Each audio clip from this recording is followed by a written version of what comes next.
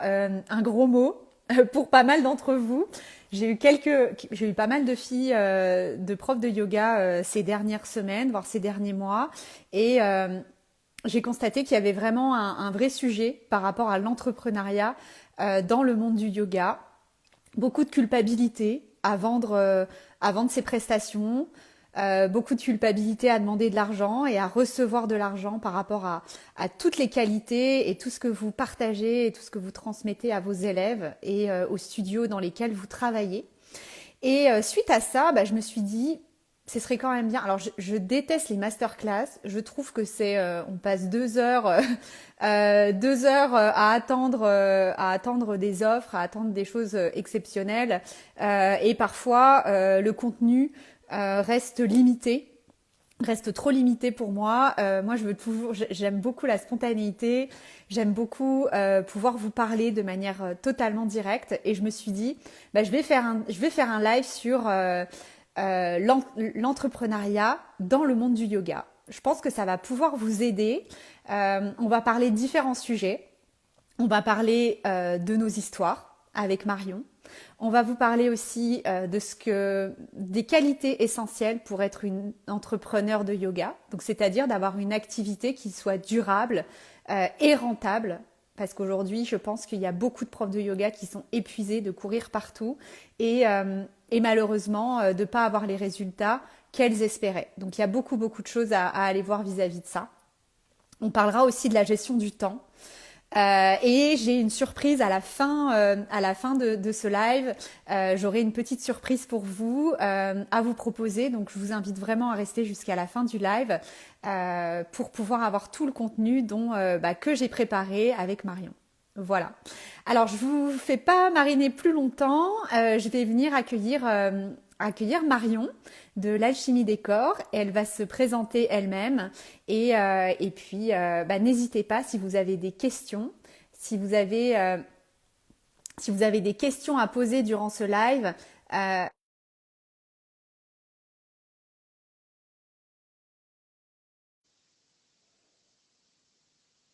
Alors, je viens d'inviter Marion. Elle devrait pas tarder à arriver.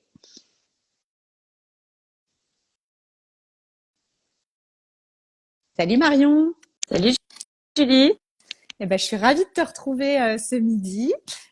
Alors, je pense que tu m'as suivi au tout début de l'introduction du thème du live. Oui, Et tout à fait. j'ai beaucoup de chance de pouvoir t'avoir. C'était dans ma spontanéité.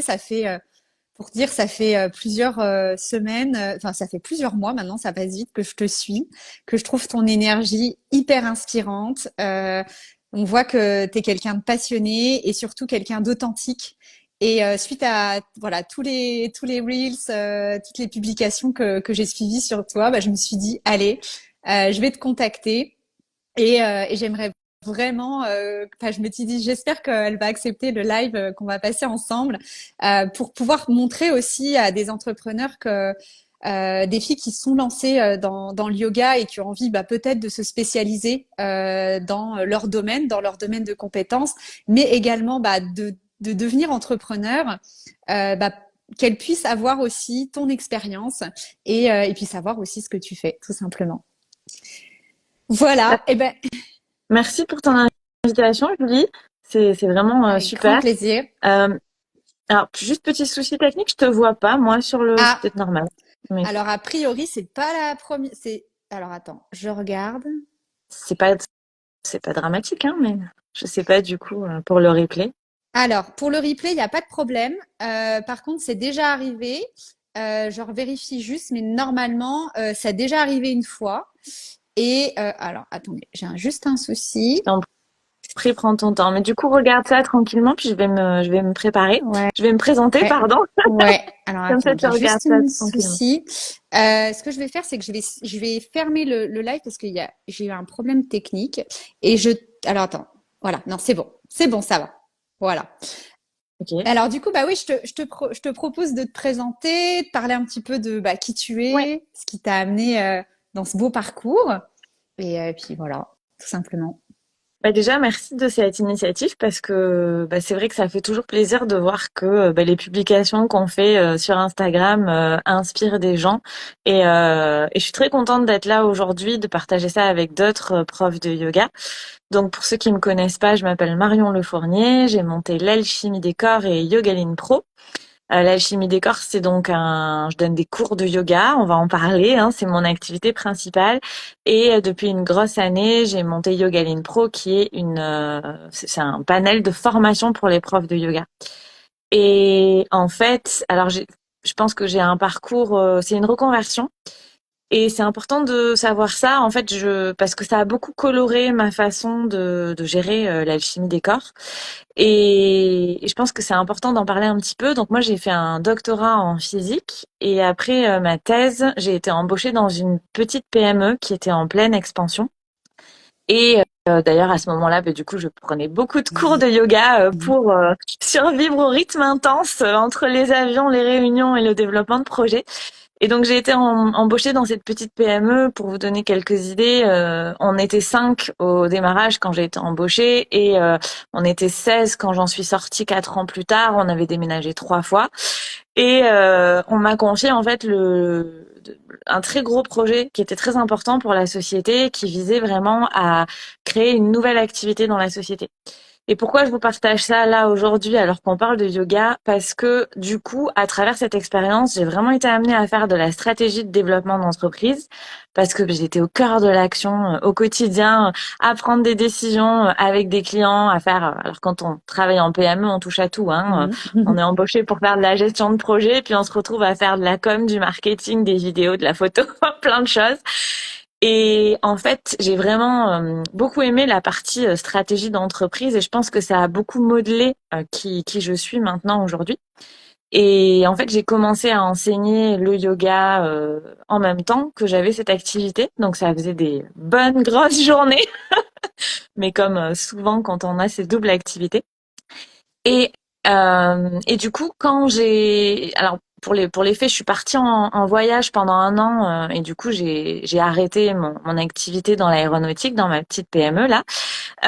Et j'étais déjà prof de yoga à l'époque quand je suis partie en voyage et donc j'ai juste maintenu quelques trucs en ligne pendant que j'étais en voyage.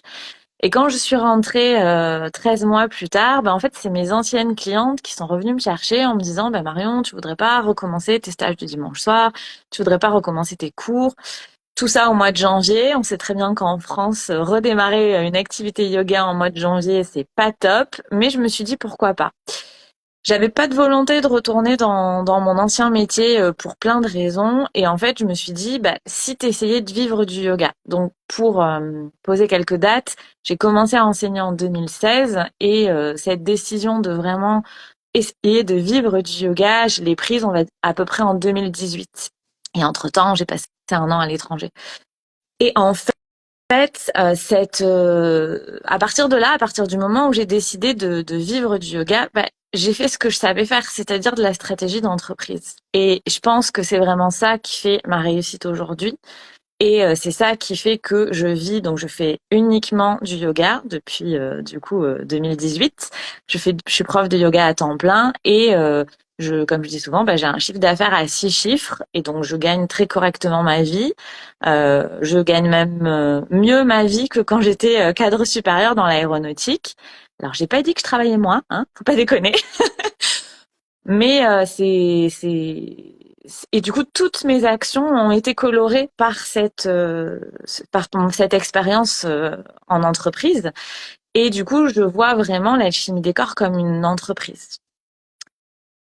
Ben, merci beaucoup, c'est hyper intéressant. Alors, il y a un truc qui est super intéressant déjà, c'est de parler que oui, tu travailles.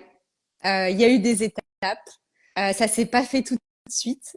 Il y a eu des stratégies qui se sont mises en place. Et oui, on va pas enfin, moi, je veux pas vous vendre du rêve quand je vous parle d'entrepreneuriat, parce que l'entrepreneuriat, c'est pas uniquement balancer des vidéos en ligne et ça se vend tout seul. Il y a certaines personnes qui promeuvent ça, mais ça n'existe pas, malheureusement. En tout cas, celles qui y croient, essayez. Moi, je vous dirais que bah, c'est un travail, c'est une aventure plus qu'un travail. Et quand on a l'esprit voyageuse, moi, je suis énormément voyageuse aussi. Bah, j'ai fait un beau périple en plus ce début d'année. Et bah, c'est vraiment cette idée de tu te lances dans l'aventure, tu sais pas vraiment où ça va te mener, mais tu as la passion, tu as un sens à ce que tu fais et du coup tu vas prendre les clés, tu vas suivre des étapes qui vont t'amener à pouvoir développer un chiffre d'affaires. Donc tu dis, bah, là aujourd'hui, tu as développé un chiffre d'affaires à 6 chiffres. Un chiffre d'affaires, ça ne veut pas également dire revenu, donc on va en parler plus tard aussi. C'est aussi savoir bien gérer son activité, sa gestion financière. Et je vous parlerai un peu de mon parcours vis-à-vis de ça. Mais en effet, c'est un parcours qui doit se créer avec le sens de notre vie. Je pense qu'il n'y a rien qui arrive par hasard. Quand on a fait une première expérience professionnelle, parfois, c'est pas pour rien. Et c'est pas pour rien qu'il y a eu un virage des fois dans ce qu'on vit. Bah, merci beaucoup déjà pour ce partage. Je fais une petite parenthèse, tu continueras si tu veux, comme ça on a un peu d'interaction. Euh, Moi aussi, j'ai un parcours assez bah, atypique. On va dire que j'ai toujours, je crois que depuis mes 20 ans, j'accompagne des entrepreneurs. Donc aujourd'hui, j'en ai 36. J'ai travaillé dans le monde bancaire, dans la gestion de projets pour des entrepreneurs, où bah, j'ai commencé toute petite à aller toquer aux portes et petit à petit, bah, les gens m'ont fait confiance parce que je me suis intéressée à leurs besoins, je me suis intéressée à eux. J'étais passionnée de voir comment, d'où ils étaient venus, de l'histoire qu'ils avaient vis-à-vis de leur entreprise. Et le yoga, j'ai découvert le yoga quand j'avais 15 ans et ça a toujours suivi tout le long de ma vie jusqu'en 2017 où j'ai décidé de pouvoir apprendre beaucoup plus à partager le yoga, où je me suis formée en tant que prof de yoga, où j'ai partagé des ateliers, des retraites où je me suis rendu compte que tout ça, ça me passionnait, mais que ma mission, elle allait encore plus loin que ça et que tout ce chemin que j'avais fait, c'était pas par hasard. Et là, un jour, je me souviens, je me suis réveillée une nuit et je me suis dit, mais Julie, en fait, tout ça, ça a un sens et tout ce que tu as vécu, bah, il va falloir faire quelque chose avec ça. Pourquoi? Parce que je venais de me lancer en prof de yoga. Alors j'aime bien être hyper authentique et dire les choses. Je me suis fait arnaquer aux couleurs sur beaucoup de choses, sur des partenariats qui ne me payaient pas, sur des heures de travail complètement dévalorisées. J'ai eu également bah, énormément d'anxiété à développer mon activité sans aucune stratégie. J'avais beaucoup de clés techniques pour enseigner le yoga, mais j'avais aucune clé pour moi-même créer ma propre activité. Et c'est à partir de 2019 que je me suis dit non, Julie, tu peux pas continuer comme ça. J'ai failli avoir un ulcère tellement que j'étais stressée par ce virage de carrière cette difficulté financière, cette inquiétude financière aussi, est-ce que je vais pouvoir en vivre? Et j'ai décidé d'apprendre. J'ai décidé d'apprendre notamment dans plusieurs écoles de coaching et de business également. J'ai décidé bah, d'apprendre à me faire confiance, d'apprendre à créer une vraie stratégie et petit à petit bah, d'apprendre aussi à savoir m'exprimer et savoir être authentique et arrêter de me comparer toujours aux autres pour penser que j'allais réussir. Parce qu'aujourd'hui, j'ai pris conscience que réussir, c'est vraiment être soi-même et c'est d'oser. Et plus on va oser être soi-même, plus les gens ils vont être attirés. Et de plus en plus, je pense en 2020, pendant le Covid, il n'y avait pas encore énormément d'offres en ligne les réseaux sociaux, voilà, c'était encore pas assez peu développé. Aujourd'hui, je pense que les gens, ce qu'ils recherchent, c'est vraiment l'authenticité, et on en parlera aussi tout à l'heure. Et voilà, je pense que tout ça, les gens aujourd'hui cherchent du sens. Et donc, peut-être que vous reconnaîtrez dans nos histoires avec Marion. Peut-être que vous reconnaîtrez aussi dans nos embûches, dans nos comment dire dans nos défauts aussi, parce que on n'est pas tout le temps parfait et personne n'est parfait. Et on vous en parlera aussi. Mais je pense qu'il y a toujours un sens dans tout ce qu'on vit. J'ai eu beaucoup de personnes aussi dans mes échanges ces derniers mois avec des personnes qui ont eu des maladies, qui ont vécu un burn-out et qui ont rebondi grâce au yoga. Et je pense que donner un peu plus de sens à cette activité, ça va permettre aussi de pouvoir faire expanser vos activités de yoga. Voilà, tout simplement. Je te laisse continuer sur l'alchimie des corps, savoir un petit peu plus ce que tu fais. Ok. Oui, moi je suis très d'accord avec ce que tu viens de dire, Julie. Je trouve que c'est cette authenticité, elle est très très importante et même si on a toujours, enfin parfois on a un peu du mal à l'assumer parce qu'on se dit qu'il faut être comme ci, il faut être comme ça pour réussir. Et en fait, pour avoir testé beaucoup de choses, je crois que comme tu viens de le dire, il faut être soi. Et typiquement, moi, c'est comme ça que j'ai commencé à développer mon activité de cours de yoga donc en présentiel. Donc, j'habite à Albi, à côté de Toulouse, dans une très jolie petite ville. Et du coup, quand j'ai commencé à enseigner le yoga, ça faisait des années que j'en faisais et j'ai toujours eu la chance de beaucoup voyager. Et ça faisait des années que j'observais ce qui se passait en termes de cours de yoga en présentiel, hein, puisqu'à l'époque, le en ligne était assez peu développé. Et j'avais, en tout cas en France, et en tout cas j'avais la chance de pouvoir observer ce qui se passait localement en France, mais aussi notamment aux États-Unis. C'est-à-dire que quand je partais en déplacement pour mon job de chef de projet là en PME, que j'aille à Paris ou à San Diego, j'allais prendre des cours de yoga, j'allais observer comment ça fonctionnait, comment ils étaient organisés en termes de studio de yoga, qu'est-ce qui me parlait, qu'est-ce qui me parlait pas. Dans mon ancien métier, donc faut pas oublier que moi à la base je suis une chercheuse et c'est ce qu'on appelle faire de la bibliographie, et c'est-à-dire regarder l'état de l'art, regarder ce que font les autres, qu'est-ce qui fonctionne pas, et puis trier sur qu'est-ce que on a envie de faire soi. Et en fait, typiquement, moi, quand j'ai commencé à monter l'alchimie des corps à Albi, donc c'était il y a un moment, 2016, il y avait beaucoup de yoga en association avec ce fonctionnement de tu payes un abonnement à l'année, puis si tu peux pas venir au cours parce que tu es en déplacement, parce que tu es infirmière et que tu as un planning qui change, et tant pis pour toi, tu as payé ton abonnement et tu loupes des cours et tant pis pour toi. Et moi j'étais pas d'accord avec ce fonctionnement parce que moi j'étais pas cette cible-là, j'arrivais pas à faire du yoga toutes les semaines, tous les mardis soirs à 18h en fonction de mes plannings.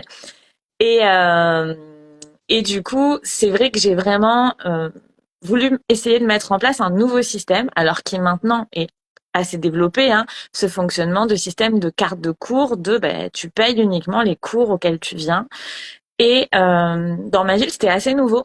Donc forcément, ça a été un petit peu, enfin, je vais être très cash et très authentique. Euh, ça, je me suis fait un peu attaquer par les autres profs de yoga, enfin même pas qu'un peu, parce que j'arrivais avec quelque chose d'innovant. Sauf que, et donc qui les dérangeait parce que ça les obligeait à se remettre en question sur leur façon de faire. Et du coup, j'ai pris quelques briques dans la figure. Mais c'est l'histoire quand on fait les choses pas comme tout le monde, quand on est innovant, quand on commence, quand on ouvre un chemin, forcément il y a des embûches. Et donc moi je me suis accrochée à cette idée en disant non mais de toute façon il y a de la place pour tout le monde. Je m'adresse à un public qui vient pas chez vous parce que vous proposez des cours à l'année. Et c'est comme ça que j'ai commencé du coup avec un public assez spécialisé, avec des médecins, avec des infirmières, avec des kinés, avec des cadres sup, avec des gens qui ont des plannings très changeants. Et donc ça a forcément, ça m'a obligée à colorer énormément mon enseignement, à m'adapter à mon enseignement, enfin à adapter mon enseignement à ce public-là. Parce que du coup, en termes de pédagogie, c'est pas la même histoire forcément. Et donc ça, c'est pour les cours à Albi. Donc maintenant, donc j'ai commencé comme tout le monde, en louant des salles à droite à gauche, en ayant des ennuis avec le Covid, comme tout le monde. Et puis, en septembre 2020, j'ai décidé. Alors c'était un pari un peu fou, hein, parce que pour mémoire, on avait été fermés les salles de sport entre guillemets. Euh, 3 mois au printemps 2020. Et en septembre 2020, j'ai dit tant pis, je prends le risque, j'ouvre mon studio de yoga, je prends ma salle parce que je veux mettre mon énergie dans un seul endroit. J'en ai marre de courir à droite à gauche. C'était un très gros risque et je ne savais pas que un mois et demi plus tard, on allait Mm. refermer les salles de sport. Mais c'est un risque que j'ai décidé de prendre, d'accepter. Alors, en faisant quand même ce qu'il faut côté communication pour que le mois de septembre cartonne. Et en effet, c'est ce qui s'est passé. Donc, ça veut dire, parce que j'en parlais ce matin avec les profs de yoga que je forme, qui se posent des questions sur leur communication à la rentrée. On échangeait ça, même si ce n'est pas le cœur de ma formation. On parlait de comment faire pour avoir des élèves en septembre, et je leur disais que la communication en local, c'est très important, les forums associatifs, moi j'avais eu des articles dans les petits journaux locaux. Donc ça veut dire que il faut aller négocier, il faut prendre Mm. son courage à deux mains, il faut se vendre et il faut expliquer ce qu'on fait, et ça m'a beaucoup aidé. Et du coup, toute la partie en présentiel s'est développée à partir de ça. Et même si j'avais déjà un bon panel d'élèves slash clients, hein, parce qu'alors souvent on n'aime pas quand on dit clients dans le monde du yoga, mais si, ce sont des clients. Et ça, Ça c'est va assez changer. différent. Voilà, c'est assez différent de voir ça comme des élèves ou comme des clients sur tout le reste. Sur une fois qu'on est sorti du cours de yoga, comment je traite mes élèves comme des clients et pas que comme des élèves. Et du coup, j'ai développé tout ça. J'avais déjà une bonne base d'élèves, mais le fait d'avoir ma salle, mon image de marque, hein, qui était en train de se créer, ça a permis vraiment de me développer.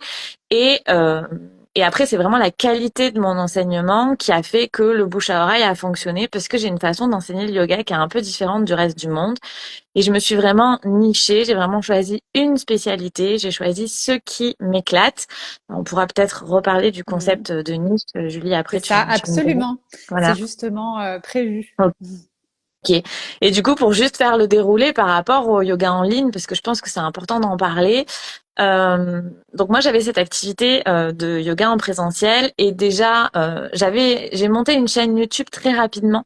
J'ai monté une chaîne YouTube au démarrage en fait de mon activité en 2016, parce que donc j'ai commencé en septembre 2016, et puis en décembre 2016 mes élèves m'ont dit ah mais comment on va faire pour faire du yoga pendant les vacances de Noël. Et alors pour moi, autonomiser ses élèves en yoga, c'est vraiment quelque chose qui me tient à cœur. Je trouve que c'est important quand on est prof de yoga de rendre ses élèves de plus en plus autonomes dans leur pratique de yoga. Et je me disais, non mais les gens, ça fait 3 mois qu'ils font du yoga et ils te demandent comment ils vont faire pour faire du yoga pendant les vacances de Noël. Je dis, tu peux pas les laisser comme ça. Et c'est comme ça que j'ai décidé de créer ma chaîne YouTube, qui du coup m'a accompagnée, et m'accompagne toujours d'ailleurs depuis cette date-là. Et du coup, j'ai créé cette chaîne YouTube parce que aussi je faisais beaucoup de yoga en ligne, notamment avec des Américains, parce que je voyageais, parce que c'était une solution pour moi de continuer à avoir une pratique de yoga en tant qu'élève régulière, d'aller aussi me former auprès de profs qui n'étaient pas accessibles en France. J'ai la chance de très bien parler anglais, donc forcément ça aide. Et et du coup, j'ai toujours eu dans la tête de me dire, un jour, tu vas créer une plateforme de cours de yoga en ligne, comme je voyais chez les Américaines à succès, hein, Yoga with Adrienne, Beau, Beautiful, enfin, il y en a plein. Hein, et j'avais vraiment cette envie-là. Et je suis un peu têtue dans ma façon d'être. Et du coup, j'ai rencontré beaucoup de défis techniques, parce que je suis assez geek, faut dire ce qui est, mais je trouvais pas les plateformes, les choses comme ça, qui me permettent de faire les choses comme je voulais les faire. Donc ça a pris pas mal de temps. Et puis par-dessus ça, le premier confinement est arrivé. Du coup, ça a été très facile pour moi de tenir la main. J'avais vraiment envie de dire à mes élèves pour se rabattre sur du yoga en ligne, parce que j'étais déjà très bien équipée, j'avais des bonnes caméras, j'avais des bons micros, donc le passage sur Zoom et le passage sur YouTube s'est fait assez facilement en fait, parce que j'avais déjà l'expérience. On était en 2019, j'avais commencé les vidéos comme tout le monde avec un téléphone portable en 2016, mais depuis j'avais bien progressé. Et du coup, c'est vraiment à travers ces vidéos que j'ai faites pendant le confinement, où je me suis rendu compte que les gens ils trouvaient de l'intérêt à ça. Alors toujours en adaptant le produit, se rendre compte que peut-être 1 heure et demie de cours en vidéo tout seul devant son ordinateur, c'est un peu long, hein, pour la majorité des gens. Et c'est comme ça que j'ai décidé de choisir de créer cette plateforme de cours de yoga en ligne, alors en me faisant aider, hein, les formations, pareil, pour moi, c'est au cœur de ma réussite. Donc, je suis allée chercher des formations pour apprendre à communiquer dans ce monde-là, pour arriver, alors pour le côté technique plateforme, je me suis beaucoup débrouillée toute seule, et j'ai créé la médiathèque de l'alchimie des corps, donc qui est ma plateforme de cours de yoga en ligne, on a fêté au mois d'avril dernier les 3 ans de la médiathèque, et je suis assez fière de dire que cette plateforme, elle a 3 ans et Mhm. qu'elle tient toujours la route et qu'il y a toujours des abonnés et qu'il y a toujours des nouveaux abonnés parce que c'était pas gagné, j'ai envie de dire, parce que à chaque fois que du coup les studios de yoga ont réouvert, les gens ils avaient plus forcément envie de faire du yoga en ligne et il a vraiment fallu construire quelque chose d'intelligent pour que la plateforme de cours de yoga ne phagocyte pas les cours de yoga. Et il y a pas longtemps, il y a une prof de yoga qui m'a posé une question sur Insta en me disant, en me demandant si les abonnés de ma plateforme de cours de yoga en ligne, ils venaient d'internet ou du travail que je faisais à Albi. Alors, je j'ai pas les chiffres parce que j'ai pas pris le temps de le faire, mais je le ferai. Mais je pense quand même une grosse partie des abonnés à ma plateforme de cours de yoga en ligne sont des gens qui sont passés par le studio de yoga Albi ou Mhm. qui m'ont au moins rencontré une fois parce que il y a plein de choses sur internet, il y a plein d'arnaques aussi. Et le Mhm. fait d'avoir discuté avec moi, d'avoir pris un cours de yoga, derrière, quand tu cherches une plateforme de cours de yoga en ligne, la confiance, elle est déjà établie. Et ça, je pense que c'est hyper important. En tout cas, pour moi, dans mon chemin, euh, je pense vraiment que c'est le travail que j'ai fait localement qui m'a permis de développer cette plateforme de cours de yoga en ligne. J'ai aussi des cours sur Zoom toute l'année et qui sont remplis soit par des gens qui sont à Albi mais qui cette semaine-là sont en déplacement ou bien qui n'ont pas réussi à avoir une place au studio parce que c'était plein, soit de gens qui m'ont découvert à travers YouTube, à travers Instagram, à travers mon podcast et où la confiance s'est établie et où ils sont du coup venus acheter la médiathèque de l'alchimie des corps. Donc en ce moment, j'ai tout ça qui fonctionne. J'ai mes cours de yoga Albi, j'ai mes cours de yoga sur Zoom, j'ai la médiathèque de l'alchimie des corps, donc comme je dis souvent, un YouTube en mieux sur abonnement, mais vraiment en construisant des offres qui ne se mangent pas les unes les autres. C'est-à-dire que qui viennent les gens qui viennent sur la plateforme de cours de yoga en ligne, c'est vraiment, ils apprennent. L'exemple que je donne toujours, c'est que quand j'arrive dans un cours à Albi, je vois dans les postures de yoga les gens qui sont abonnés à la médiathèque et les gens qui ne le sont pas parce que j'ai cette volonté d'autonomiser les gens dans leur pratique. Et du coup, il y a beaucoup de vidéos techniques dans la médiathèque de l'alchimie des corps pour apprendre à bien se placer, qu'on soit débutant ou qu'on soit confirmé en fonction des postures. Et du coup, ça se voit dans le corps des gens, en fait. Les gens qui ont fait les vidéos de la médiathèque, qui ont compris comment mettre leurs pieds dans le guerrier 2, comment faire un chien tête en bas en mettant ton dos en sécurité. Ça se voit, en fait. Et je me souviendrai toujours une fois où j'ai organisé une retraite et il y a une personne qui est venue, qui maintenant vient régulièrement en retraite. Et au bout de 30 minutes, je me suis dit, mais en fait, je me suis dit, elle a forcément fait des cours avec toi sur YouTube ou sur la médiathèque parce que c'est pas possible autrement. Parce que je sais que j'ai des consignes verbales, une façon d'enseigner qui est assez particulière et je voyais bien qu'elle était habituée à ça, voire même qu'elle faisait des choses que je disais d'habitude, mais que je n'avais pas dit ce jour-là. Et puis en discutant avec elle, oui, en fait, elle m'a dit, mais oui, je suis abonnée à la médiathèque, ça fait très longtemps que je te suis sur YouTube, bien avant la médiathèque, et ça se voit dans son corps. Et ça, je trouve que c'est super important.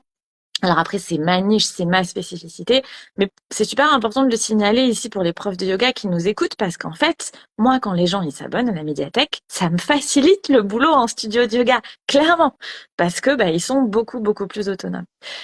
Donc il y a tout ça qui a été construit pour pas se phagocyter. Donc après les gens arrivent chez moi par la médiathèque, puis viennent faire une retraite, arrivent par le studio de yoga, puis viennent s'abonner à la médiathèque. Ça dépend des gens. Alors je vois mes habitués qui disent que oui, il y a 7 jours d'essai gratuit sur la médiathèque. Merci Pauline. Oui, en effet, pour ceux qui veulent essayer, il y a 7 jours Tu d'essai vois, gratuit. t'as des Ouais, ambassadeurs, c'est oui, une bonne chose. ouais, ouais. Ouais, j'en ai vu passer deux, trois. Oui, bah parce que c'est des gens qui sont convaincus par ce que je fais. Et d'ailleurs, on dit souvent que bah, nos clients sont nos C'est meilleurs ça. ou nos élèves sont nos meilleurs vendeurs. Et je suis à 100% d'accord avec ça. Et donc ça, c'est encore ce qu'on voit là ici avec au moins, j'ai vu passer au moins quatre élèves. Alors je connais pas les pseudos de tout le monde. Je suis désolée s'il y en a plus, mais voilà, j'ai au moins vu passer quatre élèves. Donc il y a tout ça qui crée un petit microcosme pour les élèves de yoga. Et puis du coup, au bout d'un moment, j'ai eu cette envie de transmettre aux profs de yoga ma façon de faire. Donc vraiment en termes de protection et gestion des blessures, donc en termes d'alignement postural, en termes de consignes verbales et de pédagogie. Et en fait, tout ça, cette envie de transmettre, elle est arrivée par une très jolie rencontre dans une retraite de yoga. C'était il y a un peu plus de 2 ans, un monsieur qui venait faire une retraite de yoga avec moi, qui habitait en Suisse, un grand voyageur qui travaille pour des ONG.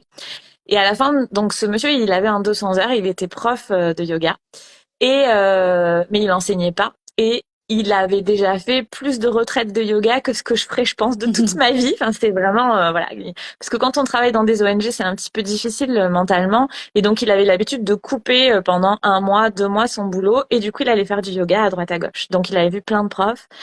Et donc c'est comme ça qu'il est venu faire une retraite de yoga avec moi. Et ce monsieur avec qui je me suis super bien entendue, je dis ce monsieur, mais il a notre âge, hein, Julie, et moi j'ai 37 ans. Voilà, Ben, 36 ans, voilà, voilà, on est pas loin. il était par là. Et ce monsieur m'a dit, mais Marion, j'ai jamais vu une prof de yoga comme toi. Alors je vous laisse imaginer en fin de retraite les larmes qu'on coulait quand il m'a dit ça, parce que c'est toujours très touchant. Il m'a dit, Marion, j'ai jamais vu une prof de yoga comme toi. Il me dit, t'as un ton de voix pour guider le cours, la classe, pour guider tout le monde. T'as un deuxième ton de voix pour donner des conseils personnalisés. Et en même temps que tu touches quelqu'un pour le corriger dans une posture, tu donnes un conseil personnalisé à une autre personne qui est à l'autre bout de la salle. Et il me dit, on a vraiment le sentiment de vivre un cours personnalisé, un cours individuel dans un cours collectif. Et moi, quand il m'a dit ça, je dis, bah oui, je fais ça, oui, bah oui, c'est quoi le problème? Bon, voilà, je suis à l'intérieur de moi, c'est ma vie de tous les jours. Et je m'étais pas du tout rendu compte à quel point, en fait, il y avait pas grand monde qui faisait ça.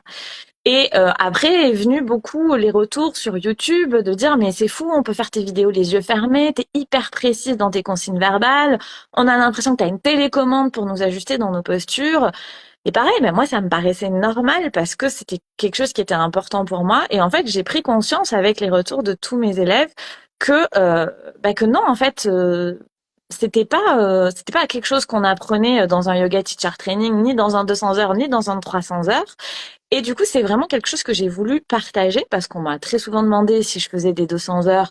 Non, parce que clairement, j'ai que 2 bras et qu'un cerveau et que c'est pas possible. Et du coup, je me suis dit pourquoi pas monter un complément de formation pour les profs de yoga où tu vas transmettre tout ce que tu sais sur la gestion des blessures, la prévention des blessures, c'est-à-dire quand quelqu'un arrive qui te dit qu'il a une tendinite à l'épaule et que tu as prévu de faire des planches, comment tu t'en sors en lui disant autre chose que si tu as mal, tu sors de la posture, parce qu'il y a plein d'autres choses à faire avec cette histoire de vraiment être précis sur ses consignes verbales, puis aussi d'avoir confiance, d'être sûr que alors l'exemple que je donne toujours, être sûr que le jour où il y a un élève qui te passe un coup de fil en te disant Marion ou Georgette, comme je dis souvent, j'étais à ton cours de yoga hier, ce matin je me réveille, j'ai mal à l'épaule, est-ce que tu crois que c'est le yoga? De déjà toi être sûr de pouvoir te dire non, ça pour moi ça me paraît pas être le yoga parce que je suis sûre que j'ai fait tout ce qu'il fallait pour mettre mes élèves en sécurité dans leur posture de yoga, parce que je pense que c'est une grosse peur qu'on comprend tout à fait de beaucoup de profs de yoga, et c'est pour ça que j'ai voulu que j'ai créé tout ça. Et bon, vous l'entendez à ma voix, c'est un truc qui me passionne. Ça se sent. Ce Voilà. qui est intéressant aussi dans ce que tu dis, c'est bon, toi, je pense que t'es une chercheuse, donc tu bidouilles, t'as commencé technique avec ton téléphone, petit à petit, tu t'es lancé sur des choses. Je pense que ton parcours est très inspirant pour beaucoup de personnes qui déjà le simple fait de pouvoir faire une vidéo en ligne ou le simple fait de se montrer sur les réseaux sociaux, c'est déjà difficile. Et moi, ce que je trouve, c'est que déjà avec beaucoup d'humilité et on commence tous par zéro, on commence tous par tout petit, et c'est pas, en fait, le plus important, c'est déjà de se faire confiance, apprendre à se faire confiance. Et moi, il y a un mot que je commence à ne plus aimer, c'est le mot prof de yoga. Parce que aujourd'hui, je pense que être prof, moi j'ai l'idée de l'instituteur qui va montrer voilà ce que c'est, qui va montrer des théories, et c'est ce que vous avez sûrement appris tout en formation de yoga. Apprendre à être très technique dans dans le savoir, dans la communication, enfin dans l'enseignement. Et aujourd'hui, moi je dirais plutôt, et c'est vraiment ce que tu as réussi à réaliser de toi-même, je dirais plutôt accompagnante de yoga. Et moi, je trouve que c'est un mot qui est beaucoup plus adapté, et on viendra après dans la niche et dans le fait de se spécialiser comme toi tu l'as fait. Bah déjà, quand on devient accompagnante de yoga, on n'est plus sur cette démarche uniquement de partager de la théorie. On va vraiment créer un univers rien qu'à nous et rien qu'aux besoins de nos clients, parce que c'est aussi important de parler de clients, parce qu'aujourd'hui, je pense que toutes les filles que je vois sur les réseaux sociaux qui publient régulièrement, ou les personnes qui présentent des activités, des stages, etc., on va pas se mentir, vous n'êtes pas là juste pour vous faire plaisir. Au fond de vous, vous avez ce projet de réaliser votre rêve, de pouvoir peut-être pouvoir développer le yoga dans votre région, peut-être pouvoir développer un peu plus loin, peut-être de voyager et continuer à partager vos cours. Moi, j'ai des amis à Paris. Elles me disent bah c'est super là, je vais partir 2 semaines. Et ben je leur propose un cours dans la semaine parce que j'ai envie aussi d'explorer d'autres univers. J'ai envie d'explorer bah, par exemple, moi, je suis allée à Vancouver il y a 2 mois. J'ai été explorer des studios de yoga. Euh, j'ai vu qu'il y avait des choses très bien et des choses que j'ai pas du tout envie d'amener. Enfin, en tout cas, j'espère que ça va pas beaucoup se développer en France. Et malheureusement, ça commence des choses très industrielles, des choses très américaines que j'ai pas forcément appréciées en tant qu'élève, en tant que cliente. Donc vraiment, de se dire que ça, on peut le partager en tant qu'accompagnante et surtout pour amener aussi nos clients à devenir autonomes. L'idée, c'est de pas, enfin, en tout cas, moi, je suis persuadée que plus on va amener de la qualité et de l'autonomie aux gens, plus ils seront convaincus que ce qu'on fait, c'est de la qualité et qu'ils viendront nous suivre dans notre évolution. Parce que une entrepreneure de yoga, elle s'arrête pas à son 200 heures. Elle évolue.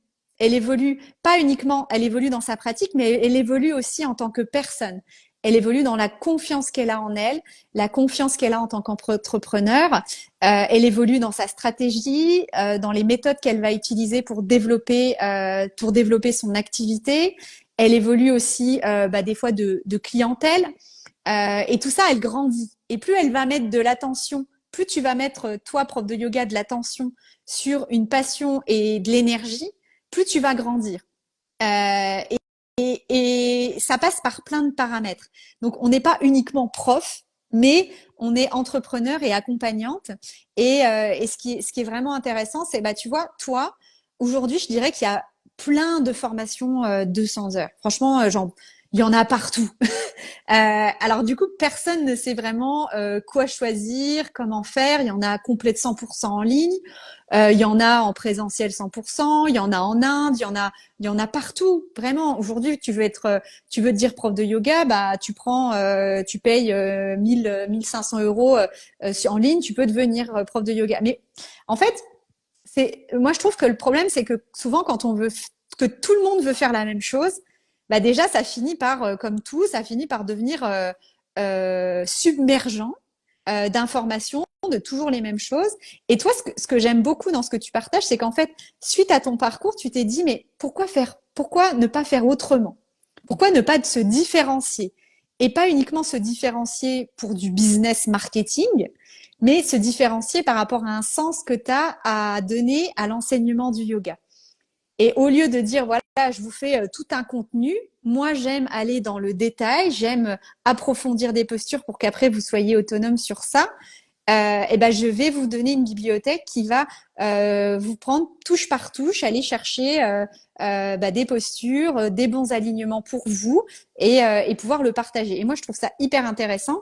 Moi, j'ai fait plus de 800 heures de formation de prof de yoga en France et à l'international. Souvent, on a trop d'informations. On est submergé d'informations et je rencontre plein de filles qui passent leur temps à étudier et qui se mettent pas du tout en action dans leur activité. Je leur dis, mais attends, tu vas dans 5 ans, on se revoit.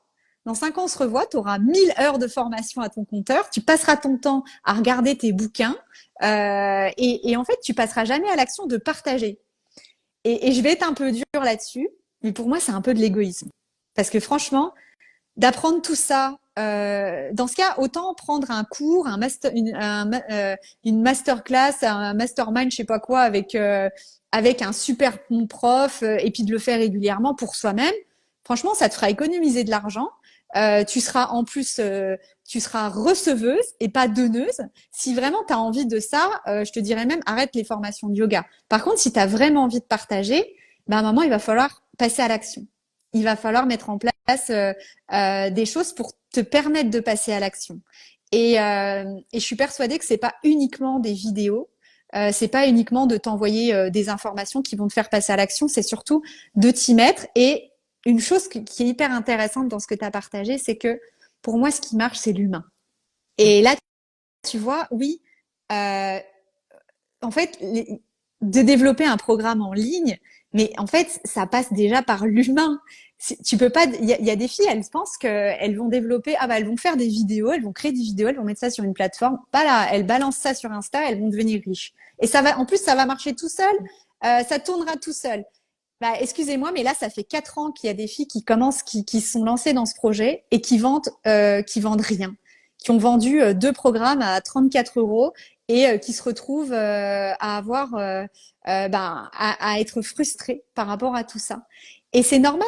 En fait, on n'est pas, on est dans la prestation de service aussi. Il faut le dire. On est dans l'accompagnement. L'accompagnement, ça passe par l'humain. Et les humains aujourd'hui, ils ont besoin de connexion avec d'autres humains. Ils ont besoin de se retrouver, ils ont besoin d'émotions, ils ont besoin qu'on les écoute et pas qu'on leur balargue des infos. Aujourd'hui, tu vas sur YouTube, tu trouves des cours de yoga partout. Mais, mais tous les jours, et je l'envoie souvent dans mes stories Instagram, je vous mens pas. Tous les jours, j'ai des messages de copines, de connaissances, même de gens que je ne connais pas. J'ai même eu, je vous parlerai après d'un appel, de gens qui me disent tu connais pas des profs de yoga qui donnent aussi des cours de yoga en ligne, ça m'intéresse, voilà mon sujet, aujourd'hui j'ai envie de me développer voilà sur les hormones, aujourd'hui j'ai un problème de thyroïde, j'aimerais bien qu'on m'accompagne aussi en yoga à dépasser les effets secondaires de ce que je vis, à pouvoir améliorer mon quotidien. Je reçois des messages tous les jours là-dessus. Donc c'est vraiment qu'il manque d'offres là-dessus et ça manque de côté humain et accompagner ces projets. Et je sais qu'il y en a plein, il y a plein de filles qui sont passées par là, qui se sont fait former en yoga pour partager ce que le yoga leur a apporté, que ce soit dans la prévention santé, que ce soit dans l'amélioration de leur équilibre de vie, etc. Et justement, ça passe aussi par se connecter à l'humain et pas uniquement se montrer en vidéo sur la plage. Ou... C'est ce que ça aujourd'hui, ça marche pas. Ça marche. Enfin, yoga. L'idée c'est de se connecter et d'apprendre à communiquer. Voilà. Bah, si je peux partager, si je peux rebondir sur ce que tu viens de dire, parce que je crois que c'est important. Je peux, Julie, c'est bon? Absolument. Ouais. Je pense que on oublie un peu parfois qu'on fait pas les choses pour nous, comme tu viens de le dire, mais qu'on le fait pour les autres. Et là, si j'ai des ambassadeurs aujourd'hui sur ce live, c'est parce que, comme tu dis, des ambassadeurs, c'est parce que j'ai fini par créer des vraies relations avec des gens qui au début étaient que des élèves. Et à chaque fois que je veux créer quelque chose de nouveau, alors j'ai toujours 25 000 idées, voilà. En fait, je vais en discuter avec eux. Je prends un exemple très concret. Là, pour l'été, j'ai créé, enfin ça va durer tout l'été, mais des cahiers de vacances yoga pour les élèves et pour les profs de yoga. Et je vais donner ça gratuitement dans mes newsletters.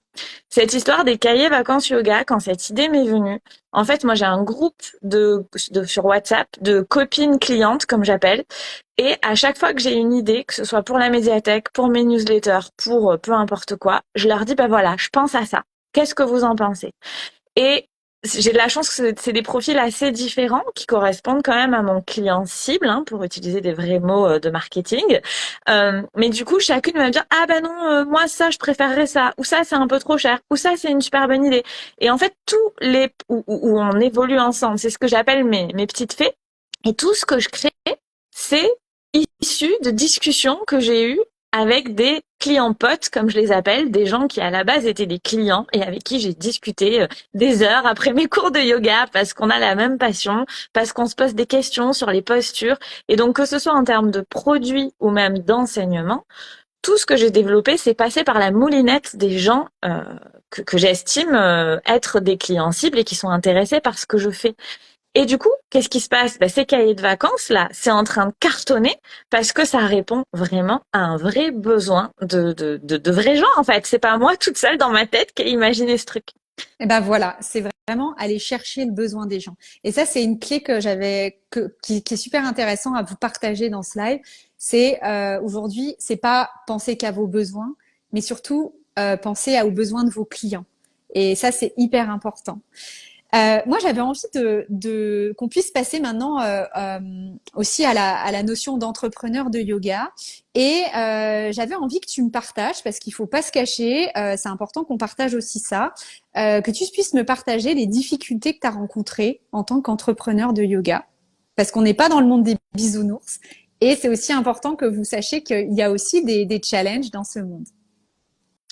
Oui, je pense que c'est très très important et sous les beaux sourires, les belles photos Instagram, il y a des jours où je pleure, comme tout le monde, clairement.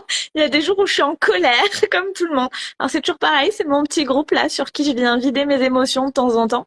Et en effet, c'est pas l'entrepreneuriat, je crois que c'est vraiment une aventure.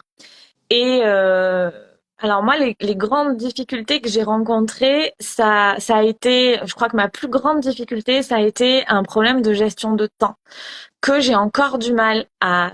Ça va mieux, mais que j'ai un petit truc au-dessus de ma tête qui me dit attention là, pas repartir dans des habitudes un peu compliquées. Je suis clairement une bosseuse, je suis clairement une passionnée. J'adore mon métier, mais du coup la conséquence c'est que j'ai passé des années, j'ai pas dit des mois, hein, j'ai passé des années à bosser 60, 70, 80 heures par semaine et à négliger ma vie familiale, ma vie sociale, ma santé souvent, hein, enfin voilà. Et cette gestion du temps, ça a vraiment été une grosse difficulté parce que, comme je disais, j'ai toujours plein d'idées, j'ai toujours envie de répondre aux besoins de mes élèves. Donc, si en plus il y en a 3 qui me disent «Ah Marion, tu pourrais pas faire ça», et bim, j'y vais sans me demander si j'ai le temps, si j'ai l'énergie, si j'ai les ressources. Voilà. Et donc, vraiment, cette histoire de gestion du temps, ça a été quelque chose de très compliqué pour moi pendant longtemps, qui a fait que j'avais du mal à prendre des vacances, que je décrochais jamais, qu'il y avait des fois, clairement, je m'asseyais devant mon ordinateur pour écrire une newsletter. Enfin, on passe beaucoup de temps quand on est prof de yoga et quand on est entrepreneur du yoga.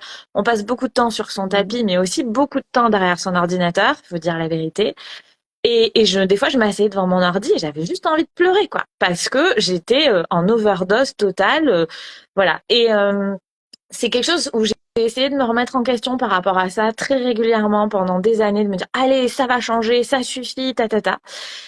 Et puis, assez récemment, j'ai pris un coaching. Alors moi, je suis absolument convaincue que les formations, quelles qu'elles soient, que ce soit des formations de yoga, des formations de marketing, des formations, enfin, peu importe, toutes les formations qui correspondent à nos besoins quand on est entrepreneur du yoga, les formations, c'est essentiel parce que ça fait gagner un temps pas possible et parce qu'il y a quelqu'un qui est là pour te botter les fesses. C'est Et clairement, ça. moi, ah oui, non, mais clairement, moi, c'est ce qui s'est passé. Donc, c'était assez récent, au mois de janvier. J'ai pris un coaching avec quelqu'un je me souviens, cette personne, elle m'a posé des questions.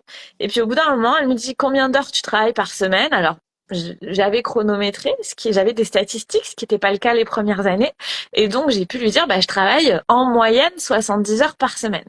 Et elle m'a dit, je me souviens très bien, elle m'a dit dans 2 mois, je veux que tu sois passé à 37, 40 heures par semaine maximum. Et là, je l'ai regardé, je dis, et la marmotte, elle met le chocolat dans le papier alu, hein, pour ceux qui ont la référence, jamais de la vie, quoi. Enfin. Et en fait, j'y suis arrivée. Alors elle m'a pas lâché, elle m'a pas lâché. Elle m'a demandé de faire plein d'actions qui sont passées par réfléchir. Je me souviens le ménage, le sacro-saint ménage, où je lui dis mais non, mais oui, je fais le ménage au studio de yoga, mais c'est rien, c'est 45 minutes, 1 heure maximum par semaine. Puis elle me dit oui, 1 heure de ménage, 1 heure de ci, 1 heure de ça, une demi-heure de ci, plus 3/4 d'heure de ça, à la fin ça fait 70 heures. Oui, c'est vrai. Et donc, par des petites actions comme ça, j'ai réussi à revoir mon organisation. Alors, je suis quelqu'un d'hyper organisé. J'ai un Notion gigantesque qui est vraiment mon deuxième cerveau. Et si je perdais ça, je serais vraiment dans une panade d'enfer. Et mais en fait, cette personne, parce qu'elle a su trouver les mots, parce qu'elle m'a pas lâché, parce qu'elle m'a dit dans 15 jours, je vais te trouver une solution pour savoir quelles activités tu peux déléguer, comment tu vas faire, est-ce que financièrement c'est possible. Eh bien, je suis hyper fière de dire que du coup, je suis passée. Alors, je me souviens, j'avais pris des grosses vacances en février, et je crois qu'elle m'avait dit début mars, je veux que tu mettes en place cette nouvelle organisation. Donc, elle m'avait laissé le temps de le préparer, et je suis hyper fière de dire que j'ai réussi et que plusieurs mois plus tard, j'y suis toujours. Mm. Ce que j'aurais pas forcément parié. Voilà. Alors après, ça a été complètement changé un état d'esprit et en termes de gestion du temps, c'est super. Après, c'est aussi des remises en question très personnelles, comme tu le disais. Je pense qu'être entrepreneur, ça fait travailler sur nous parce que notre business, c'est nous et que si t'acceptes pas de temps en temps de te remettre en question, de te faire botter les fesses, de te dire ouais, là, faut peut-être que je change cette façon de faire parce que ça me convient pas et tu t'évolues pas et surtout tu vas pas vers un métier de prof de yoga qui est épanouissant. En tout cas, c'est mon histoire. Et donc voilà, moi vraiment la grosse difficulté que j'ai eue, c'est de me limiter en termes de volume de travail. Et alors oui, je tiens quand même à dire parce que c'est important que je travaille du coup, on va dire, je suis passée de 70 à 40 heures par semaine en moyenne sur le mois et je n'ai pas perdu de chiffre d'affaires. Soyons bien clairs. Voilà, je gagne pas moins d'argent. Et donc ça, pour moi, ça a été vraiment une grosse problématique. Ok. Bah écoute, je pense que tu dois parler à beaucoup de gens. Moi, j'ai beaucoup de clientes qui ont aussi une vie familiale ou qui ont été pendant des années, on va dire, à côté du travail de leur mari et aujourd'hui qui ont envie de faire leur place, mais qui savent pas du tout comment faire avec un emploi du temps. On va dire à aller organiser aussi la vie familiale, la vie de couple, la vie d'entrepreneur. Quand on est entrepreneur, il n'y a pas de filet, comme je dis toujours. C'est toi à mettre tes limites. C'est toi à aller aussi, parce qu'il n'y a pas d'équilibre aussi. Moi, je crois pas à l'équilibre. Je crois à la souplesse des choses, à la réflexion de voir qu'est-ce qui aujourd'hui dans notre vie, qu'est-ce qui nous nourrit, qu'est-ce qui ne nous nourrit plus, et surtout à aller désencombrer ce qui a plus besoin d'être. Et ça, j'ai beaucoup de clientes qui ont du mal à renoncer à certaines choses, alors que ça leur fait pas du bien. Elles veulent dire oui à tout. Elles restent des heures, soit à parler à leurs élèves. Alors, ok, c'est super de parler à leurs élèves, mais à un moment, il faut aussi penser à soi. Et le fait de pouvoir poser des limites, dire non à certaines choses, dire non à certaines propositions, peut-être non maintenant, mais peut-être oui demain, quand les choses seront organisées, c'est hyper important. Et ça, c'est vrai que c'est une difficulté que beaucoup de profs rencontrent et des fois qui les empêche même de se mettre en action parce qu'elles anticipent avoir ce problème. Parce qu'elles sont souvent, quand on est prof de yoga, je pense que c'est parce qu'on aime les gens, parce qu'on est bienveillant, parce qu'on a beaucoup d'empathie. Sauf qu'en fait, à un moment, quand on décide d'en vivre, il faut aussi savoir avant tout penser à soi, avant tout trouver notre rythme. Le burn-out des profs de yoga, et tu disais, hein, c'est pas une légende. Il y en a de plus en plus et ça fait des années. Aujourd'hui, l'idée, c'est vraiment de trouver aussi son équilibre, quitte à avoir peut-être un peu moins d'ambition au début pour bien poser le socle et petit à petit de trouver cette adaptabilité et d'arriver à le faire soi-même après avec autonomie. Donc ça, c'est très important. Moi, j'avais envie de vous parler d'une grosse difficulté que j'avais eue aussi. J'ai eu beaucoup de mal au début à me faire confiance. Et j'ai eu beaucoup de mal aussi, on va en parler encore de la gestion du temps, mais moi c'était à me structurer à l'époque parce que j'ai énormément d'idées. Je suis quelqu'un de multipotentiel. Donc j'avais envie de tout créer, j'avais envie de tout partager. J'ai une énorme énergie, sauf que du coup à force d'être yang, yang, yang, yang, j'oubliais aussi mon socle et je me suis retrouvée parfois désancrée à avoir du mal à pouvoir trouver un alignement dans toutes mes passions et j'étais partout. Donc je m'arrêtais jamais. J'étais un jour en retraite, un jour de yoga, un moment en atelier de yoga. J'étais en train de créer des programmes. Je donnais des cours dans différents studios et en même temps je me perdais en fait dans tout ça. Et le fait de pouvoir me poser, de pouvoir réfléchir à une stratégie logique, de pouvoir prendre de la hauteur et dézoomer ce que j'avais. J'étais la tête dans le guidon. Et je vous dis pas parce qu'à côté j'étais manager dans une boîte, etc. En fait, à un moment, on n'est pas des Wonder Woman et j'en perdais ma joie. Et le problème, c'est que c'est super d'avoir plein d'idées et on peut en faire énormément de choses quand on prend de la hauteur et on apprend à gérer stratégie et pas uniquement euphorie et tout ça.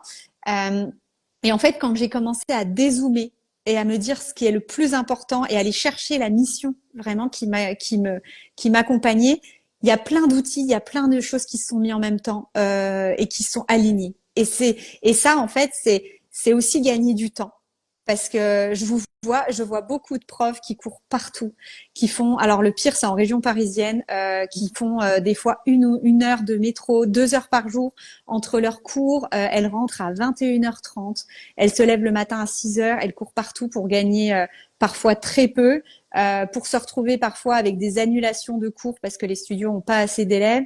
Moi franchement, le temps c'est alors, en plus de l'argent, et on parlera d'argent après, la plus grande richesse qu'on peut avoir aussi, c'est le temps. Et si on va pas manager ce temps en ayant une bonne réflexion stratégique sur notre activité vers où on a envie d'aller, je pense on peut vite s'épuiser et on peut vite, comme je dis, se dégoûter du métier, alors que c'était une passion au début. Donc c'est très important tout ça. Et moi, j'avais aussi envie de parler. Après, bon, je pense qu'on s'arrêtera parce que ça fait bientôt 1 heure, ça passe vite. Oui. J'avais aussi envie de parler du mindset de l'argent dans ce live. Si tu veux, on pourra refaire un live un jour parce qu'il y a tellement de choses à partager. Avec plaisir. Parce que je rencontre beaucoup de femmes qui ont investi dans une formation de yoga, qui ont vraiment envie de se lancer dans l'entrepreneuriat, mais qui ont vraiment des blocages avec l'argent. Alors, des blocages avec l'argent, c'est déjà même de faire leurs propres factures, de demander de l'argent à leurs élèves par rapport à leur activité. Et j'aimerais que tu puisses éventuellement partager, toi, ton parcours et comment peut-être tu as pu débloquer le fait de facturer et demander à être payé de toute ton expérience, de tout ce que tu as à leur apporter. Alors là, quand je t'entends parler, j'ai envie de raconter une anecdote que mon compagnon m'a partagée bien avant que je sois prof de yoga. On parlait parce que je pense que ça peut débloquer des choses dans la tête des gens. On parlait du fait de prendre ou pas une femme de ménage à la maison. Ok. Est-ce qu'on paye ou pas une femme de ménage à la maison? Et donc on disait c'est 2 heures par semaine, ça coûte. Alors je dis n'importe quoi parce qu'en vrai je sais pas combien ça coûte, mais admettons c'est 2 heures par semaine, ça coûte 20 euros. Ok. Euh, et moi, j'étais pas trop pour parce que je me disais, non, on va pas payer quelqu'un alors qu'on peut faire le ménage. Et il m'a répondu, ça dépend à combien t'estimes ton temps. Est-ce que dans ces 2 heures que tu vas déléguer à une femme de ménage à la maison, qu'est-ce que tu vas faire toi dans ces 2 heures? Et potentiellement, qu'est-ce que tu peux soit faire pour tes enfants, soit pour faire pour ton métier, soit faire pour tes clients? Et est-ce que tu estimes que ce que tu vas faire, ça vaut plus ou moins de 20 euros? C'est-à-dire les 2 heures que tu vas passer avec tes enfants, est-ce que tu estimes que c'est plus précieux que 20 euros? Les 2 heures que tu vas passer à faire des trucs pour ton business, est-ce que tu estimes que ça va te permettre de gagner derrière plus de 20 euros? Et je me souviens quand il m'a m'avais dit ça, je m'étais dit, putain, mais en fait, oui, il a raison. Ce lien temps-argent, c'est super important d'y réfléchir. Enfin, je trouve que c'est important de le considérer. Et au bout d'un moment, c'est quelque chose que j'ai mis en place, en fait, une façon de raisonner que j'ai mis en place partout. Je me dis, ok, bah, au début, tu vas donner des cours de yoga. Alors, comme tout le monde, tu commences par donner des cours de yoga le samedi matin aux 3 copines qui t'ont demandé si tu voulais pas leur donner un cours de yoga. Tout le monde commence comme ça, c'est normal.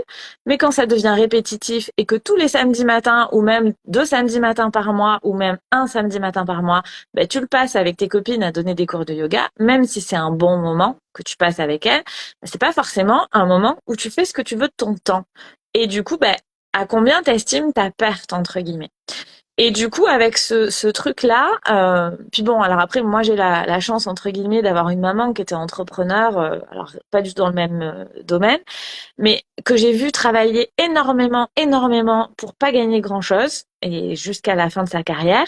Et ben, au bout d'un moment, enfin, moi, je savais très bien que si je travaillais beaucoup, beaucoup, beaucoup, beaucoup, et que ça ne me rapportait rien, je me découragerais et que je reprendrais un boulot de Mhm. salarié dans mon ancien métier. Et ça, je voulais pas. Donc, je me suis vraiment accrochée à ça et à me dire, ben, tout le temps que tu passes pour faire des trucs pour les gens, mais quel est ton rapport, le temps que ça te prend, combien tu es prête à donner financièrement.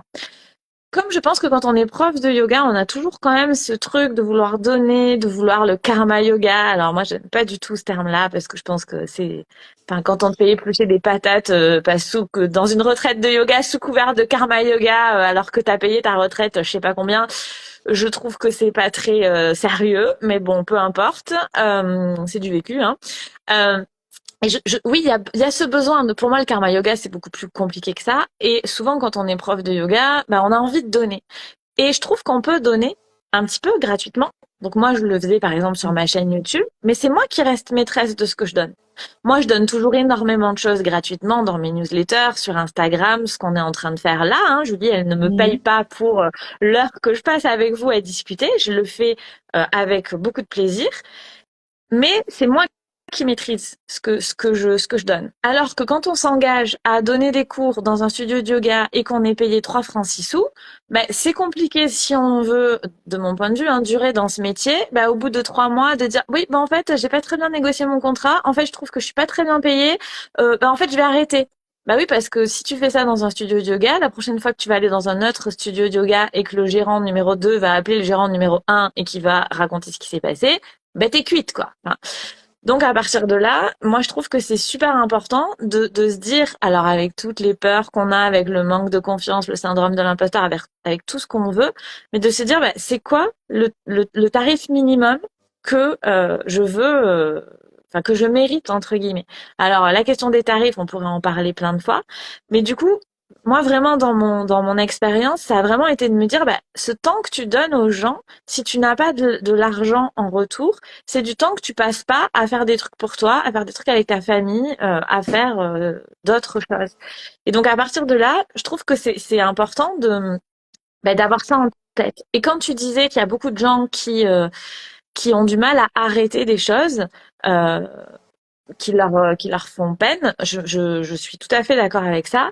Et au bout d'un moment, typiquement, moi, les gens me disent, ah, Marion, tu fais pas beaucoup de cours particuliers. C'est-à-dire qu'on m'appelle pour me dire, je veux un cours particulier tous les mardis à 18h ou même le mardi à 11h. Je dis non.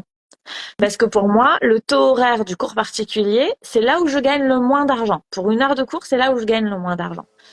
Et je préfère passer mon temps l'heure et demie, parce qu'en vrai, sans compter la prépa de cours, ça va au moins me coûter 1 heure et demie. Ben, je préfère passer ce temps-là à faire autre chose qui va me rapporter d'autres choses dans mon business qu'à donner des cours particuliers. Alors, ça ne veut pas dire que je n'en donne jamais. J'en donne dans certaines circonstances. J'ai posé mes limites. J'en donne à des élèves qui viennent au studio de yoga, que je connais, qui ont des questions particulières sur des postures de yoga, qui veulent faire des choses particulières. Des choses particulières, mais quelqu'un que je ne connais pas, qui m'appelle, qui me dit bonjour, je voudrais faire des cours de yoga, je dis non. Enfin, des cours particuliers de yoga, je dis non. Mhm.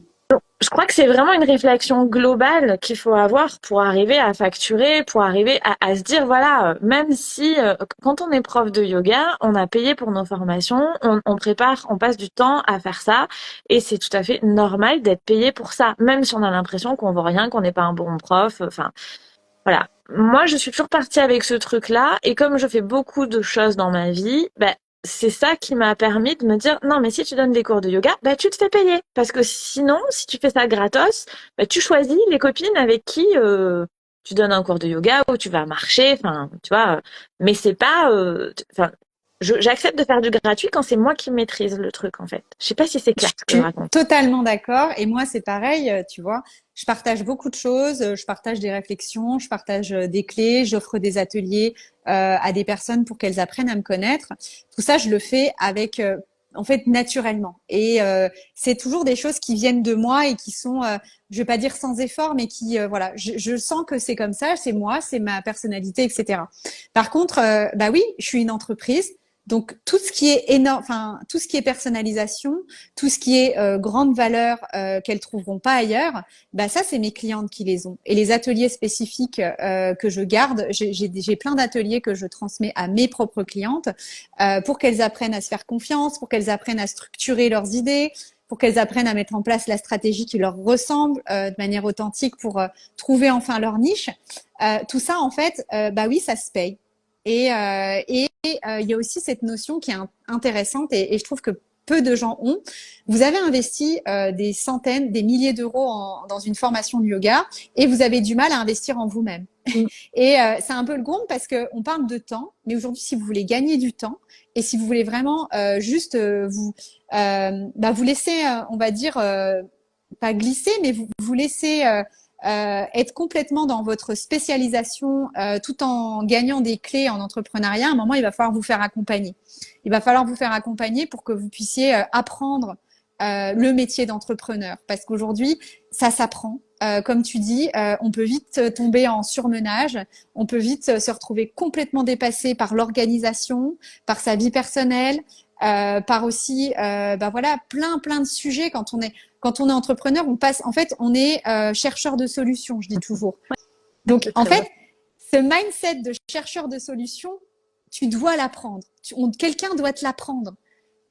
Si t'as pas cet état d'esprit de chercheur de solutions et puis que tu te lances dedans, je te dis, va chercher quelqu'un pour t'aider à devenir autonome en chercheur de solutions. Et moi, ce que je dis toujours, voilà, c'est la valeur ajoutée de ça. Ça a pas de prix parce que derrière, tu pourras toute ta vie pouvoir en profiter. Moi, je me souviens, il y a 13 ans de ça, j'étais jeune, j'ai accompagné des entrepreneurs, j'étais toute contente et tout. À chaque fois, j'étais face à des murs de problèmes et je trouvais jamais de solution. Et j'allais toujours voir mon manager, je disais ah je sais pas quoi faire, trouve-moi une solution, trouve-moi une solution. Et là, la plus belle chose qu'il m'a apporté, c'est qu'il m'a aidé à trouver mes propres solutions. Il m'a appris.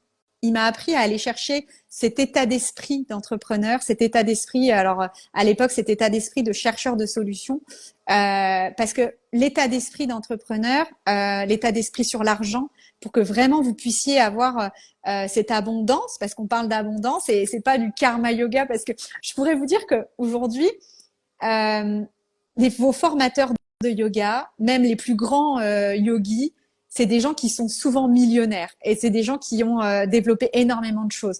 Donc ça, c'est du bullshit en fait. L'idée de pas se faire payer, de faire. Tu peux. Alors quand t'es en sécurité financière pour toi, si tu as envie d'être dans la solidarité, si tu as envie de proposer dans une association un cours gratuit parce que c'est quelque chose qui transpire de toi, mais fais-le. Mais apprends d'abord à manger, apprends d'abord à te nourrir et si tu n'arrives pas à bouffer à la fin du mois, je te dirais que pense déjà à toi. Et plus tu vas penser à toi, plus tu pourras partager aux autres. Et plus tu pourras partager à plus grand nombre. Et c'est ça aussi cet état d'esprit d'entrepreneur, c'est d'arrêter avec l'idée que l'argent c'est sale, que l'argent c'est le capitalisme. Non, l'argent c'est un moyen de partager ta voix, c'est un moyen de grandir. Et plus tu vas grandir, plus tes élèves vont grandir.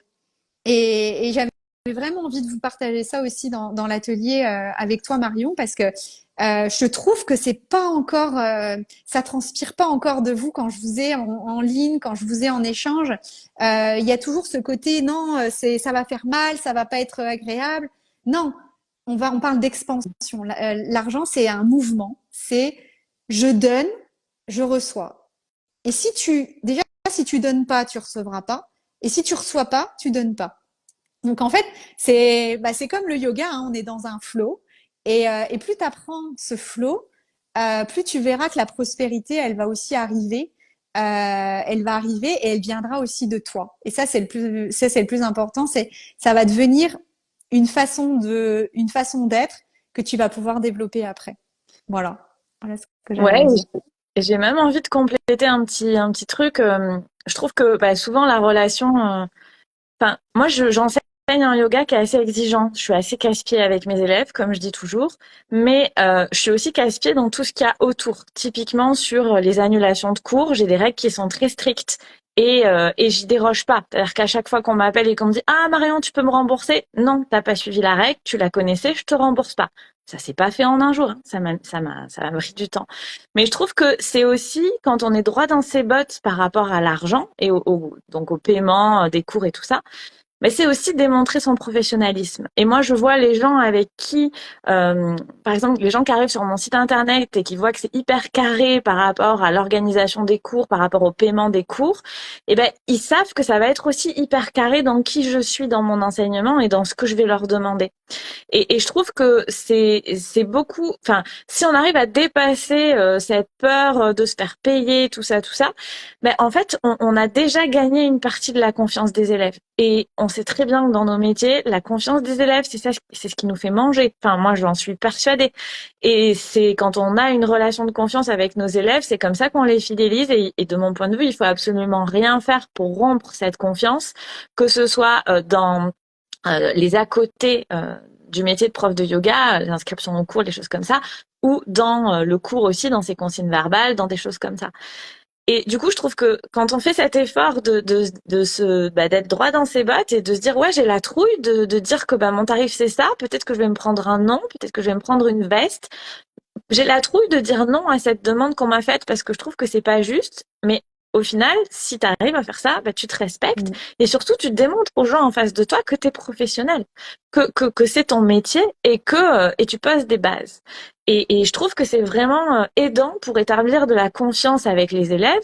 Et puis ceux qui sont pas d'accord, moi typiquement avec mes règles de réservation strictes, il y en a plein qui m'ont dit ah oui mais c'est le cardiologue qui m'a déplacé mon rendez-vous, alors tu devrais me rembourser mon cours de yoga. Ben non, en fait, parce que si je te Mm. dis non à toi, je vais être obligée de dire non à 150 personnes. Et donc non. Et si ça te va pas, eh ben la porte, elle est là. Et moi, je Mm. le dis régulièrement, hein, s'il y a des gens. Alors bien sûr, au début, je le disais pas comme ça. Je le disais avec des petites pincettes, en étant toute petite. C'est l'expérience, mais il faut oser parce que je pense que c'est d'autant plus admiratif quand on est de l'autre côté de la barrière. J'ai envie de dire, moi, tous mes élèves ils me disent ah ouais, mais t'es hyper professionnel. Mais parce que tout ce qu'il y a autour de moi est hyper professionnel. Et se faire payer, ça fait partie d'être hyper professionnel. Mm. Absolument. Euh, j'ai rien à redire là-dessus. C'est encore mettre ses limites, savoir cadrer, ça s'apprend. C'est un état d'esprit à cultiver, un état d'esprit d'entrepreneur. Et puis, voilà, je vais m'arrêter. Je pense qu'on va s'arrêter ici parce que ça fait Ouais. un moment. Du coup, où est-ce qu'on peut te retrouver Où est-ce qu'on peut te retrouver qui peut venir te contacter comment on fait pour voir ce que tu fais et pour aller découvrir ton univers? Du coup, le plus simple, comme on est sur Insta, le plus simple, c'est de chercher mon profil Instagram, donc @l'alchimie des corps, le corps, hein, l'alchimie des corps, tout attaché sans apostrophe. Vous trouverez du coup mon profil. Après, je propose vraiment, enfin, donc, qui peut venir me voir? Des élèves, des profs de yoga, des gens qui sont intéressés par la prévention et la gestion des blessures en yoga, des gens qui sont intéressés par le yoga postural, par les consignes verbales, par l'alignement postural. Et et qui sont intéressés par ce côté chercheur, c'est-à-dire mettre les doigts dans la matière, parce que non, il n'y a pas une bonne façon de faire une posture de yoga. Ça, moi, c'est le truc. Tu parlais tout à l'heure du mot prof de yoga. Moi, c'est quand on me dit oui, mais est-ce que ma posture, elle est juste ou elle est fausse? Ben non, ça dépend de ta morphologie, ça dépend de tes blessures, ça dépend de ce que tu veux faire travailler si t'es prof de yoga, ça dépend de ton focus de cours. Donc voilà, les gens qui ont cet état d'esprit de se dire que il n'y a pas une bonne posture de yoga. Chez moi, on parle vraiment yoga postural, blessure, prévention des blessures, pas se blesser, progresser. Parce que oui, je pense que c'est essentiel de progresser en yoga si on veut en faire longtemps, qu'on soit prof ou élève. Donc, il y a tout ça sur mon profil Instagram. J'ai un profil qui est assez riche. Et de là, vous pourrez jongler sur mes sites internet, ma chaîne YouTube, mon podcast, tout ce que je fais, mes newsletters. Voilà. Et bien sûr, Super. si vous avez des questions, venez échanger en message privé. Je les lis personnellement, hein, donc il n'y a pas de problème. Eh ben, merci beaucoup, Marion. J'en fais de même. Si vous posez des questions sur votre posture d'entrepreneur, si vous avez envie de développer un programme et trouver l'activité qui fasse sens pour vous dans le yoga, pour arrêter de courir après tous les studios et surtout de gagner en liberté, moi je me suis pas présentée au début, mais je suis coach et j'accompagne des profs de yoga pour pouvoir trouver l'activité qui fasse sens pour eux et pour pouvoir créer un univers et structurer leur activité. Donc, n'hésitez pas si vous avez envie de me parler, d'échanger par rapport à votre projet de développement, à votre projet de peut-être aller imaginer votre propre accompagnement. Moi, je suis là pour vous écouter déjà et pour voir s'il y a des choses qu'on peut mettre en place ensemble pour créer une stratégie et on va dire un nouveau départ pour votre activité. Voilà. Donc, vous pouvez me trouver aussi sur Instagram. Vous pouvez me trouver également sur Facebook. Moi, ce que j'aime beaucoup, c'est l'humain. Donc, vous n'hésitez pas à me contacter. Voilà. Et puis, pour celles qui le souhaitent, j'offre un atelier vision qui pourra peut-être vous aider dans cette vision d'entrepreneur. Et si vous êtes intéressé pour recevoir cet atelier, vous m'écrivez vision tout simplement en message privé et je viendrai vous envoyer cet atelier que j'ai créé rien que pour vous, avec toutes les clés et toute la qualité que j'avais. Alors normalement, je le fais payer, mais là, j'ai décidé de vous partager ça parce que ça va être l'été. Je pense qu'on a besoin d'inspiration. On a aussi besoin d'aller repenser notre vision. Alors, j'avais vraiment envie de vous aider sur cette vision. Voilà, tout simplement. Eh ben, merci beaucoup, Marion. Merci à toi. Je trouve que c'est une très bonne idée cet atelier de revoir sa vision pour l'été. C'est super. Donc allez-y parce que c'est vraiment très très bien, je trouve. Enfin moi je compte faire ça aussi. Peut-être que du coup je vais aller commenter Vision en message privé également. Avec plaisir. Merci beaucoup Julie, Avec, merci merci. avec grand plaisir. Et puis, je te dis à très À bientôt. Au revoir à bientôt. tous. Au revoir. Salut, Marion. Salut.